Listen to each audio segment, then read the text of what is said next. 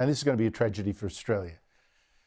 I mean, got a party that's been shocking a government looking like now beating a party that's only been shocking at campaigning. And today we were reminded that 3 more years of Labor will come at a terrible cost. I mean, I'll give you 2 examples from today. The Prime Minister finally asked about the devastating total blackout of Spain and Portugal this week, caused by having too much unstable wind and solar, which is exactly the problem that we've been warned we will have. And he was asked too about the warning from long-time British Labor Prime Minister Tony Blair that these net zero policies of people like him were irrational and bound to fail. But Anthony Albanese seems blind and deaf and determined to push ahead for 3 more years with his disastrous net zero schemes. Can you explain how your renewables focus plan will be different to the policies that Blair's warning about and may have actually massively faltered in Spain this week? Well, the first thing that I'll do is to reject the characterisation that you just raised. That's the Liberal Party's characterisation. Our plan is for renewables backed by gas, backed by batteries and backed by hydro. It doesn't work. And there was no sign either that Albanese will ever cut back on his spending, ever stop adding to Australia's debt year after year. Have you given up on ever delivering another surplus in a government you lead? Andrew, the last election, I didn't promise to deliver a surplus, and we delivered 2. And this year's deficit is $27 billion, but that's almost half of what was anticipated. So we've worked really hard on budget savings, over $100 billion that we've delivered during this term. The last budget handed down by the coalition delivered not one. So can you deliver a surplus again? What I won't do is to speculate. What I will do is say that we've been responsible economic managers and will continue to do so. Those savings are mythical and he will not deliver a surplus. Now, I mentioned that story in the News Corp papers today of Liberals, unnamed, anonymous, already bagging each other for the disastrous campaign.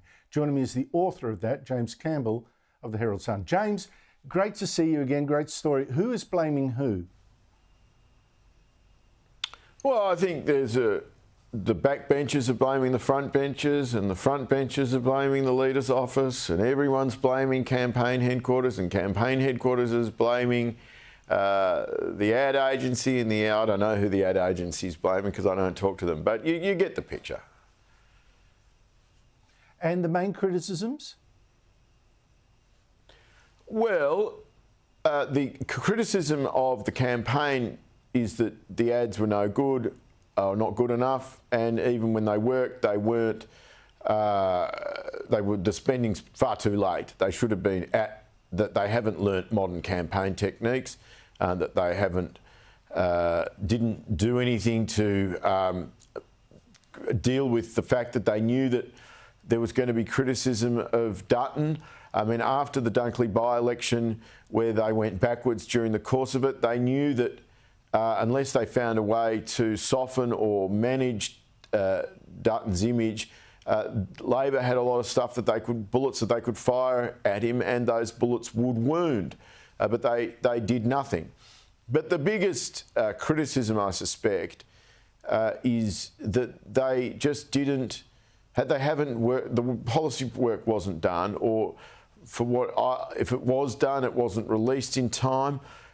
There's genuine confusion about how this has been able to happen. I mean, the election date is not actually a mystery. It was government's gone full term. If you haven't done your homework by the end of the full term, you've got no one to blame but yourselves. I mean, if they'd gone to an election in the first year, maybe there's an excuse, but it was always going to be in May if it wasn't earlier. So they definitely had to have it done by now, and it hasn't really happened. And I don't personally really understand how that happened. I think part of the problem was they decided they were going after a whole bunch of seats that the Liberal Party's never had before, right? So they're trying to break into new country.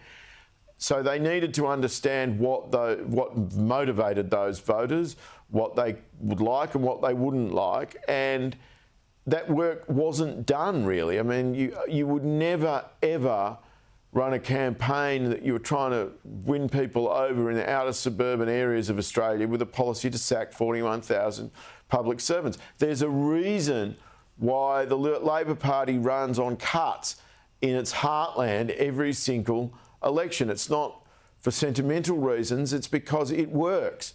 So what were they thinking? You know, there were ways that could have been handled. Likewise, did they think about what the impact of work from home was? I mean, you can argue about the merits or otherwise of work from home, but the fact was there's enough evidence out there that a lot of people won't look at jobs without work from home element. And then they came back and they say, oh, no, it's only for public servants. Well, it doesn't matter what you say. It's what people hear. And in that one, they were hearing, they want me to go back to the office 5 days a week. I don't like that. No, thank you.